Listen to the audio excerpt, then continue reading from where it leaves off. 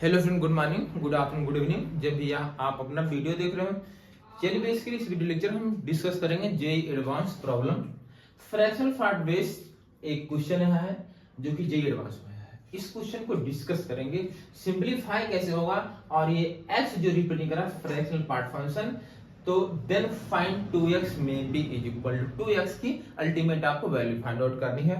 Clear है? चलो, अगर ये क्वेश्चन आपको आ रहा है, वीडियो को क्रॉस करके क्वेश्चन को ट्राई करो। अगर नहीं आ रहा है तो चलिए सॉल्यूशन आइए देखते हैं। चलो, सॉल्यूशन क्या है स्टूडेंट, इसका थोड़ा सा इंट्रोडक्शन देखो।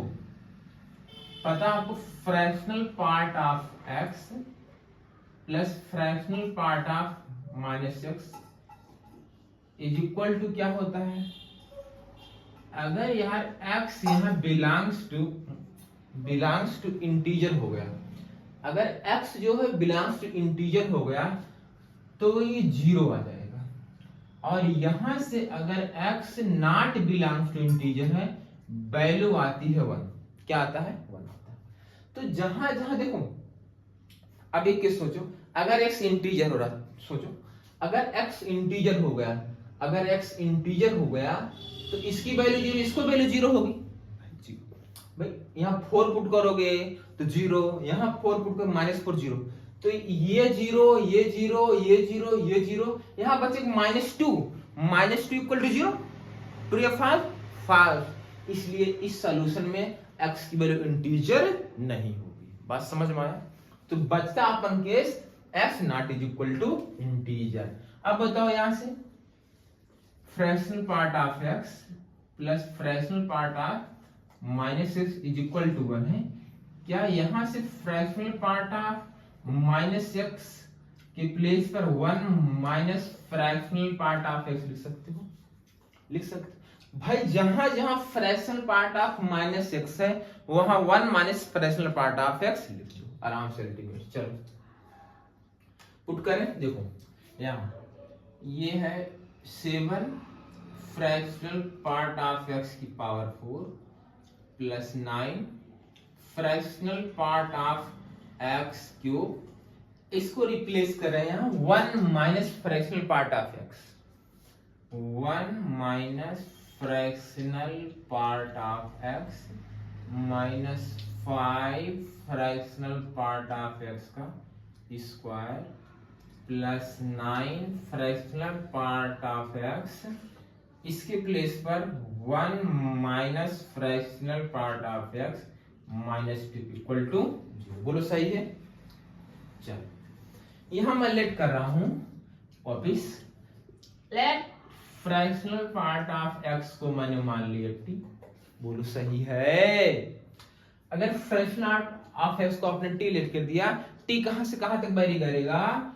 t 0 close 1 open. भाई फ्रैक्शनल पार्ट ऑफ एक्स की रेंज क्या होती है? 0 क्लोज 1 ओपन। चलो यहां तक समझ में आया? अच्छा, अब इसको माना टी, तो ये हो जाएगा 7 टी की पावर 4 9 टी की cube 1 minus t minus 5 t square plus ये हो जाएगा 9 t 1 minus t minus 2 is equal to 0। यहां तक चमका? चलो ये हो गया 7 टी की पावर 4 मल्टीप्लाई करो 9 टी क्यूब माइनस 9 टी की पावर 4। बोलो सही है? और इसको देखो यहाँ माइनस 5 टी स्क्वायर, ये हो जाएगा 9t minus 9t square minus is equal to 0। चमका यहां तक?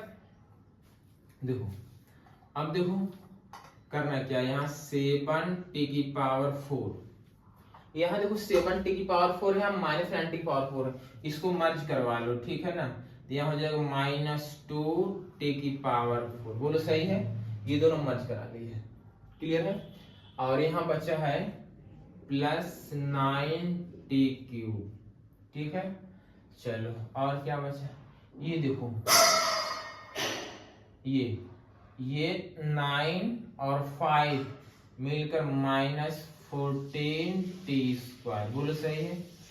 हाँ, और ये प्लस 9t बचा -2 इज इक्वल टू 0। बोलो सही, यहाँ तक चमका? चमका यहाँ तक? चलो देखो भाई, माइनस में मल्टीप्लाई कर रहा हूँ, ये हो जाएगा 2t⁴ minus 9t³ plus 14t² minus 9t plus 2 is equal to 0। यहाँ तक चमका? देखो अब तुम दिमाग लगाओ यार, t⁴ कोएफिशिएंट है कितना 2, और यहाँ कितना जो इसके साथ t नहीं है वो 2 है, और यहाँ t क्यूब कोएफिशिएंट -9 और यहाँ t कोएफिशिएंट -9 है। तो जहां अल्टीमेट ऐसा कुछ मिल रहा है, देखो बेसिकली यहाँ t⁴ है, सही है, यहाँ t⁴, यहाँ पावर 4, यहाँ 0, उनका सम करने पर कितना आ रहा है? 4 आ रहा है। तो इसका कोएफिशिएंट, इस दोनों कोएफिशिएंट सेम है। चलो यहाँ t⁴, यहाँ t⁴, अगर इन दोनों को मल्टीप्लाई करना, यहाँ ऐड किया t⁴, यहाँ t⁴ है, इन दोनों को सम किया है, 3 और 1 को सम करें कितना आएगा? 4 आएगा।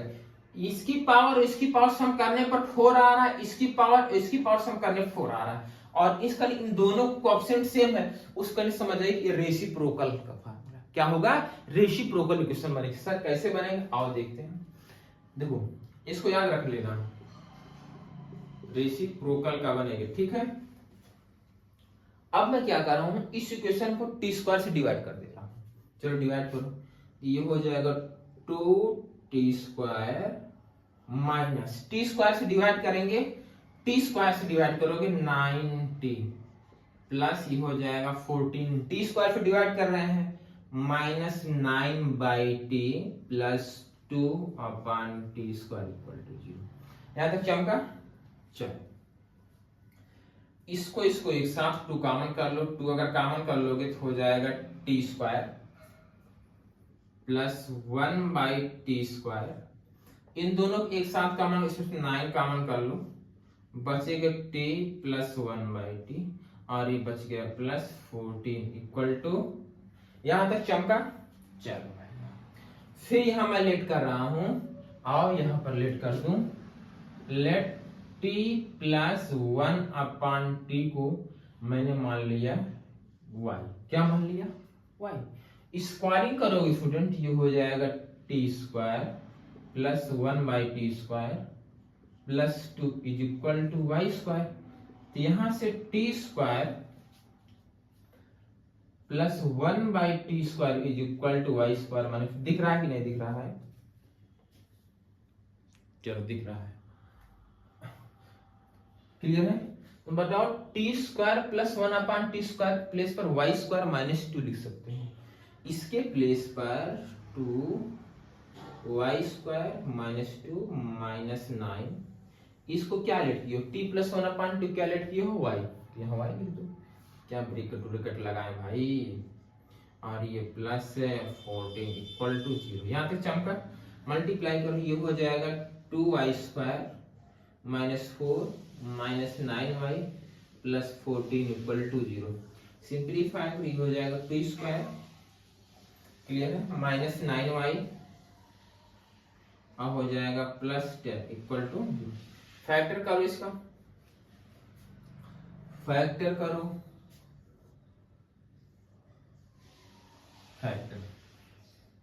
फैक्टर इसका अवयव कर लेते हैं, 2y² -9y plus 10 equal to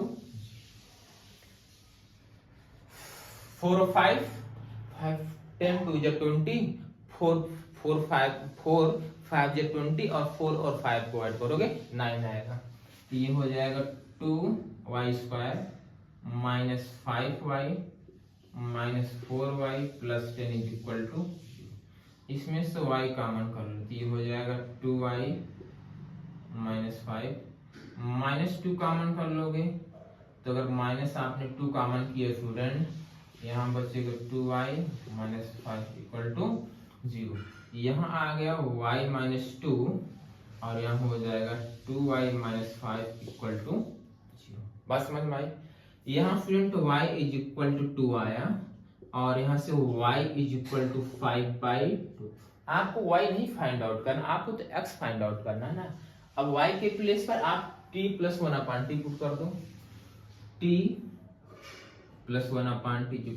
इसको सिंप्लीफाई करोगे ये आ जाएगा t square minus 2t plus 1 is equal to 0। ये बन जाएगा t माइनस 1 का होल स्क्वायर इक्वल टू 0।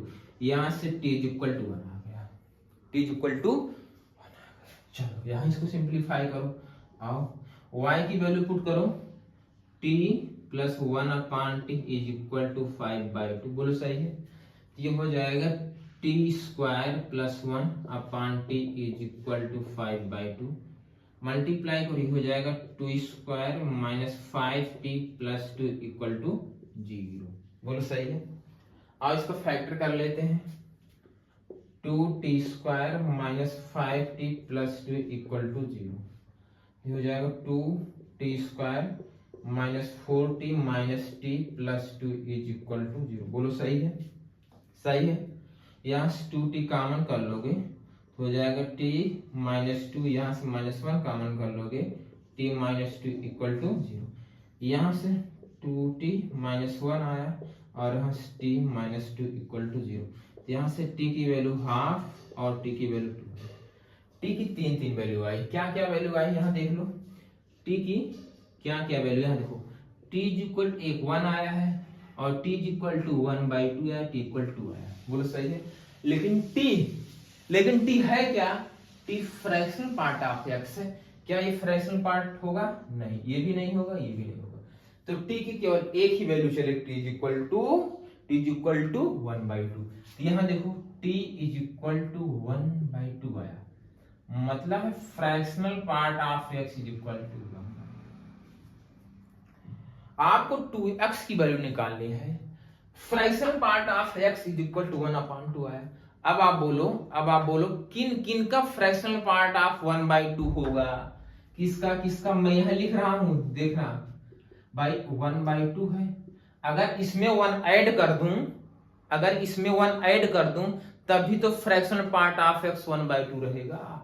अरे नहीं समझे, यहां देखो कोपचे में भाई 1 प्लस 1/2 का फ्रैक्शनल पार्ट होगा 1/2, फ्रैक्शनल पार्ट ऑफ 1/2 होगा, क्योंकि इंटीजर तो वैसे इसकी वैल्यू 0 हो जाएगी।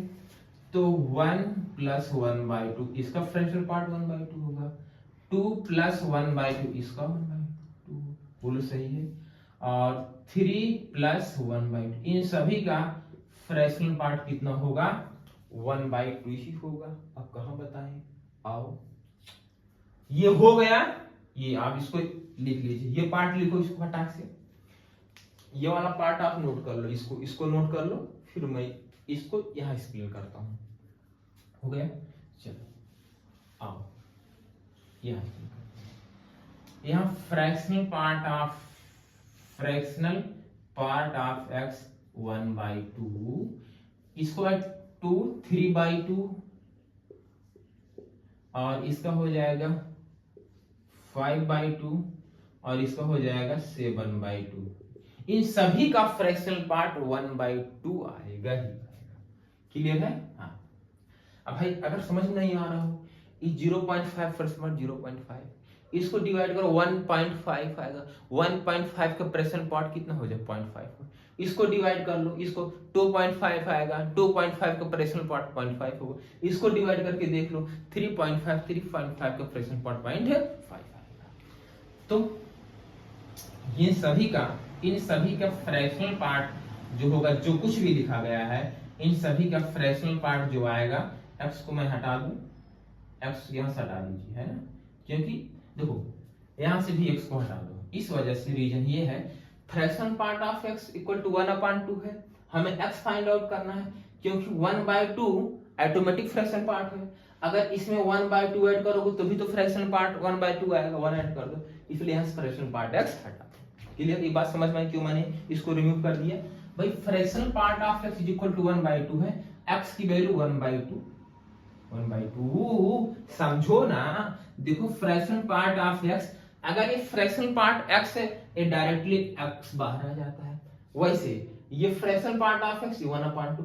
इसका भी फ्रैक्शनल पार्ट x की वैल्यू, अगर x की वैल्यू 1 + 1/2 है तो भी इसका फ्रैक्शनल पार्ट 1/2 ही आएगा, और 2 + 1/2 इसका फ्रैक्शनल पार्ट 1/2 ही आएगा, 3 + 1/2 इसका फ्रैक्शनल पार्ट 1/2 आएगा, 4 + 1/2 इसका फ्रैक्शनल पार्ट 1/2 ही आएगा। तो ये x है, x है। बेसिकली आपके पास 2x निकालना है, 2x निकाल लो, 2x मतलब 2 से मल्टीप्लाई कर दो, ये हो जाएगा 1 3 5 7। ये ऑड नंबर आ रहा है, क्या चमत्कार भैया। तो 2x की वैल्यू 1 3 5 7 लो, 1 3 5, देखो 2 नहीं होगा क्योंकि 2 में आ ही नहीं रहा, तो 1 है। Option number first, option number second और ऑप्शन नंबर 4 सही। इसके 3 ऑप्शन सही। ये जी एडवांस का क्वेश्चन है, समझ में आया कि नहीं आया?